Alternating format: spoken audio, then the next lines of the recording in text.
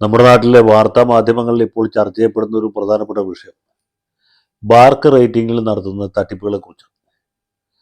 കുറച്ച് ദിവസം മുമ്പ് ഈ വിഷയത്തെക്കുറിച്ച് നമ്മൾ സംസാരിച്ചാണ്. പ്രത്യേകിച്ച് മീഡിയ വൺ എന്ന് പറഞ്ഞ ഈ റേറ്റിംഗിൽ 10ാം സ്ഥാനത്ത് നിന്നിരുന്നു, അതായത് പുറകിൽ നിന്ന് ഏറ്റവും മുന്നിൽ നിന്നിരുന്ന ഒരു ചാനൽ ബാർക്ക് റേറ്റിംഗ് മൊത്തം തട്ടിപ്പാണ് എന്ന് പറഞ്ഞ് അവരതിനെക്കുറിച്ച് കഠിനമായ വിമർശനം ഉന്നയിച്ചുകൊണ്ട് ഈ റേറ്റിംഗിൽ നിന്ന് പിന്മാറി എന്നുള്ളതാണ്. അതുകൊണ്ടിപ്പോൾ 9 വാർത്താ ചാനലുകൾ മാത്രമേ റേറ്റിംഗിലുള്ളൂ. 1ാം സ്ഥാനത്ത് നിൽക്കുന്നത് വളരെ കാലമായിട്ട് ഏഷ്യാനെറ്റ് ന്യൂസാണ്. ഇടയ്ക്ക് 1 2 ഏറ്റവും കൂടിയ 3 ആഴ്ചകളിൽ മാത്രമേ ഈ ബാർക്ക് റേറ്റിംഗിൽ റിപ്പോർട്ടർ ചാനൽ 1ാം സ്ഥാനത്ത് വന്നിട്ടുള്ളൂ. അല്ലാതെ മറ്റെല്ലാ സമയത്തും ഏഷ്യാനെറ്റ് ന്യൂസാണ് 1ാം സ്ഥാനത്ത് നിൽക്കുന്നത്. 2ാം സ്ഥാനത്ത് റിപ്പോർട്ടറാണ്. 3ാം സ്ഥാനത്ത് നമ്മുടെ ശ്രീകണ്ഠൻ നായരുടെ 24 ന്യൂസാണ്. 4ാം സ്ഥാനത്ത് മനോരമ, 5ാം സ്ഥാനത്ത് മാതൃഭൂമി. അത് അപൂർവം ചില സന്ദർഭങ്ങളിൽ മാതൃഭൂമി 4ാം സ്ഥാനത്തും മനോരമ 5ാം സ്ഥാനത്തുമായി പോകാറുണ്ട്. പക്ഷെ പൊതുവേ മനോരമ 4ാം സ്ഥാനത്തും മാതൃഭൂമി 5ാം സ്ഥാനത്തുമാണ്. പിന്നെ താഴോട്ട് മറ്റ് ചാനലുകൾ ജനം, കൈരളി, പുതിയതായി തുടങ്ങിയ ന്യൂസ് മലയാളം 24x7, അതുപോലെ ന്യൂസ് 18, ഇങ്ങനെയുള്ള ചാനലുകൾ മറ്റ് സ്ഥാനങ്ങളിൽ നിൽക്കുന്നു. ഇപ്പോൾ മാതൃഭൂമിയുടെ തൊട്ട് താഴെ കഴിഞ്ഞ കുറച്ച് ആഴ്ചകളായിട്ട് ന്യൂസ് മലയാളം എന്ന് പറഞ്ഞ താരതമ്യേന പുതിയതായിട്ട് തുടങ്ങിയ ഒരു ചാനലാണ് നിൽക്കുന്നത്. അതിന് താഴെയാണ് ജനം, പീപ്പിൾ, അതുപോലെ ന്യൂസ് 18 ഉള്ളത്. എല്ലാത്തിലും താഴെയായിരുന്നു ഈ മീഡിയ വൺ. വളരെ കാലമായിട്ട് 10ാം സ്ഥാനത്ത് നിന്ന് 10ാം സ്ഥാനത്ത് നിന്ന് പിന്നെയും 10ാം സ്ഥാനത്തേക്കും കുതിച്ചുകൊണ്ടിരുന്ന ഈ ചാനൽ സ്വാഭാവികമായിട്ട് അവർക്ക് ബാർക്ക് റേറ്റിങ്ങിലുള്ള വിശ്വാസം നഷ്ടപ്പെടുകയും അവർ ധൈര്യസമേതം ഇന്ന് പിന്മാറുകയും. ഇതിനാണ് നമ്മൾ മലയാളത്തിൽ വിജയകരമായ പിന്മാറ്റം എന്ന് പറയുന്നത്. അങ്ങനെ വിജയകരമായിട്ട് അവർ പിന്മാറി. അവർക്കിനി ബാർക്കിനെ കുറിച്ച് ആലോചിക്കുക വേണ്ട. പകരം മറ്റ് ചാനലുകൾക്ക് നേരെ നോക്കി ബാർക്ക് ചെയ്താൽ മതി, അതായത് കുറച്ചാൽ മതി. അതാണ് അവരിപ്പോൾ ചെയ്തുകൊണ്ടിരിക്കുന്നത്. അങ്ങനെ കാര്യങ്ങളൊക്കെ ജില്ലായിട്ട് സ്മൂത്തായിട്ട് മുന്നോട്ട് പോയിക്കൊണ്ടിരിക്കുമ്പോഴാണ് ഈ 3ാം സ്ഥാനത്ത് നിൽക്കുന്ന, അല്ലെങ്കിൽ 3ാം സ്ഥാനത്ത് തുടരുന്ന 24 ന്യൂസ് 24 എന്ന ചാനലിൻ്റെ പ്രധാന നടത്തിപ്പുകാരനായ ശ്രീകണ്ഠൻ നായർ അത്യുഗ്രമായൊരു വെടി പൊട്ടിച്ച്. അദ്ദേഹം വെടി പൊട്ടിക്കല്ല, പോലീസിൽ പരാതി കൊടുത്തു. പരാതിയിൽ പറഞ്ഞിട്ടുള്ളത് മലയാളത്തിലെ ഒരു ചാനലല്ല, ചാനലിൻ്റെ മുതലാളി, ചാനലിൻ്റെയോ മുതലാളിയുടെയോ പേര് പറഞ്ഞിട്ടില്ല. എങ്കിൽ പോലും നമുക്ക് അത് വായിക്കുന്ന ആർക്കും മനസ്സിലാവും ഏത് ചാനലിനെ കുറിച്ചാണ്, ഏത് മുതലാളിയെക്കുറിച്ചാണ് ഇദ്ദേഹം പരാതി കൊടുത്തിട്ടുള്ളത് എന്നുള്ളത്. ഈ ചാനൽ മുതലാളി ഈ ബാർക്കിൻ്റെ ചില ഉദ്യോഗസ്ഥന്മാർക്ക് പണം കൊടുത്ത് റേറ്റിംഗിൽ കൃത്രിമം നടത്തും എന്നാണ്. അതിന് അദ്ദേഹം ചില തെളിവുകളൊക്കെ ഹാജരാക്കിയിട്ടുണ്ട്. തെളിവുകൾ അത്ര വ്യക്തമോ അല്ലെങ്കിൽ യുക്തിഭദ്രമോ ആണെന്ന് പറയാൻ നിർത്തില്ല. എന്നാൽ പോലും വെറും ആരോപണമല്ല, ഉണ്ടയില്ലാത്ത വെടിയല്ല, ഉണ്ടുള്ള വെടിയാണ് എന്ന് കാണിക്കാൻ വേണ്ടിയിട്ടാണ് അദ്ദേഹം പരാതി കൊടുത്തിട്ടുള്ളത്. പരാതിയുടെ പുറത്ത് സർക്കാർ എന്ത് നടപടിയെടുക്കും? പോലീസ് ഈ പറഞ്ഞ മുതലാളിയെ ഓടിച്ചിട്ട് പിടിക്കുമോ, അതോ ബാർക്കിലെ ഈ കളങ്കിതനായ ഉദ്യോഗസ്ഥനെ സംവിധാനത്തിൽ നിന്ന് പുറത്താക്കുമോ, അയാളെ കയ്യാമം വെച്ച് വഴി കൂടി നടത്തും എന്നൊന്നും നമുക്കറിയില്ല.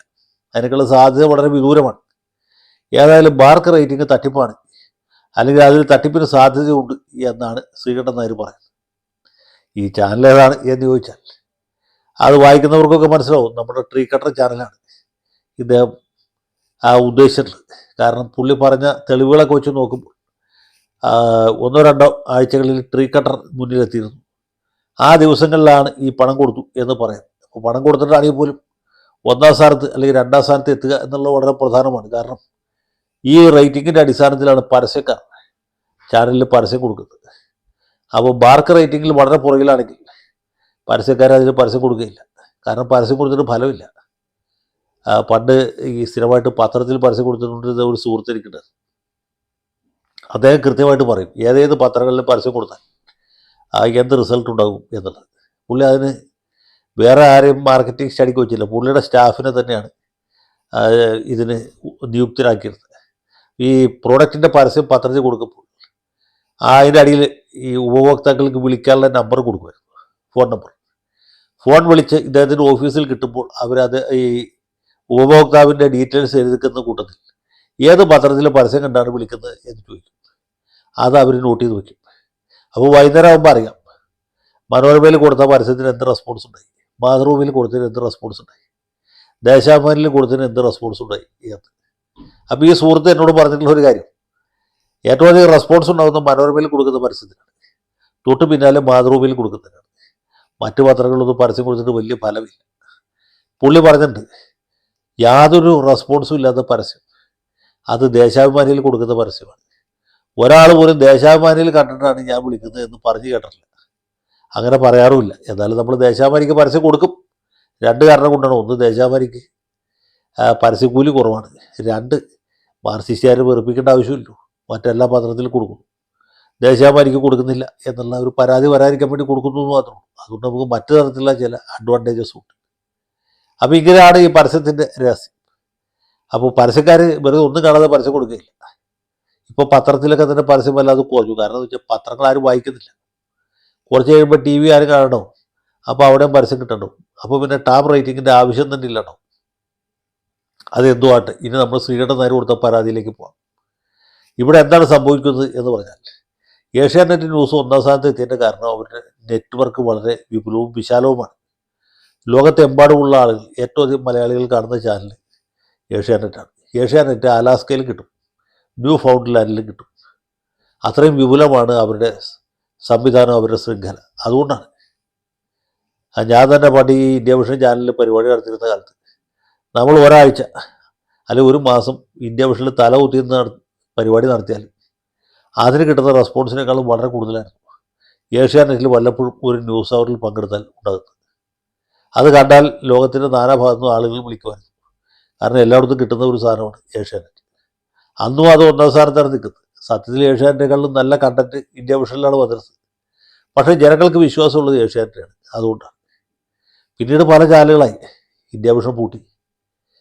മറ്റു പല ചാനലുകളും വളരെ ഉത്സാഹത്തോടെ ആവേശത്തോടെ രംഗത്ത് വന്നു. മനോരമ വന്നു, മാതൃഭൂമി വന്നു, ന്യൂസ് 18 വന്നു, മറ്റ് പല ചാനലുകളും, ഇപ്പോൾ ന്യൂസ് മലയാളം വരെ വന്നു. അപ്പോൾ ഇവരൊക്കെ വന്നെങ്കിലും ഏഷ്യാനെറ്റിൻ്റെ ഒന്നാം സ്ഥാനത്തിന് യാതൊരു ഇളക്കവും സംഭവിച്ചില്ല. രണ്ടാം സ്ഥാനത്തേക്ക് മനോരമ വന്നു, മൂന്നാം സ്ഥാനത്ത് മാതൃഭൂമി നിന്നു. അങ്ങനെ ഇരിക്കുമ്പോഴാണ് ഈ 24 ചാനൽ വരുന്നത്. 24 വന്നപ്പോൾ മനോരമയുടെ രണ്ടാം സ്ഥാനം നഷ്ടപ്പെട്ടു. 24 രണ്ടാം സ്ഥാനത്തായി. അതിൽ നിന്നുള്ള സ്പ്ലിൻറ്റർ ഗ്രൂപ്പാണ് നമ്മുടെ മുട്ടത്തലേൻ്റെ നേതൃത്വത്തിൽ ഈ പണ്ട് മുങ്ങിപ്പോയ അല്ലെങ്കിൽ മുങ്ങിക്കൊണ്ടിരുന്ന റിപ്പോർട്ടർ ചാനൽ ട്രീ കട്ടർ മുതലാളി ഏറ്റെടുത്ത് പുതിയൊരു പന്ഥാവിലേക്ക് കൊടുത്തു.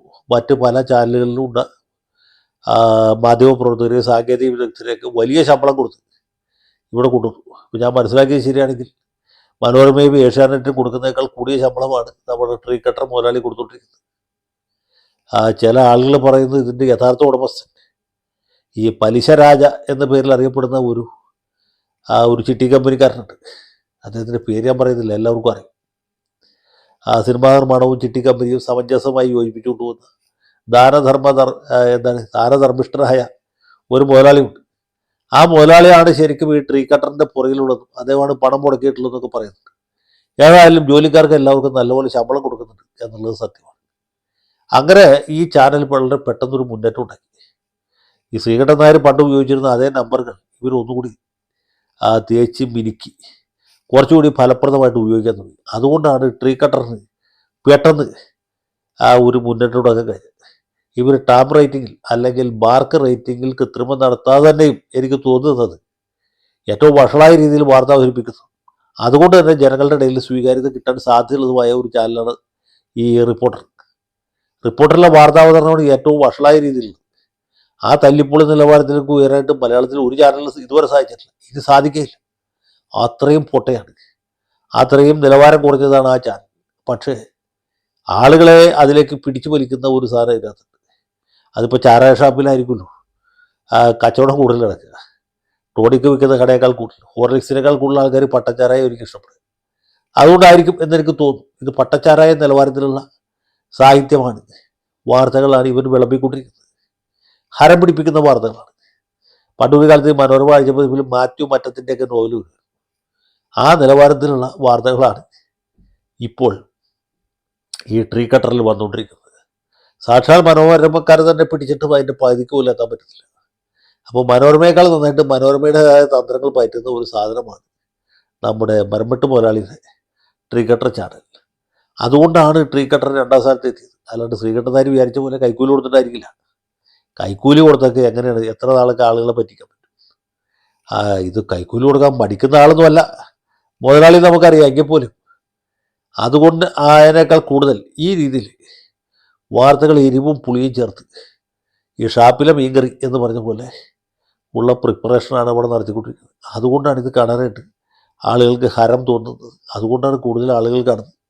അതുകൊണ്ടാണ് ഏഷ്യാനെറ്റിൻ്റെ പുറകിൽ ഇവൻ 2ാം സ്ഥാനത്ത് എത്തുന്നത്. ചിലപ്പോഴൊക്കെ അത് ഏതാഴ്ചയെന്ന് കൃത്യമായിട്ട് പറഞ്ഞാൽ ഒരു ലോറി പുഴയിൽ പോയ ആഴ്ചയെ പറ്റുമൊക്കെയാണ്.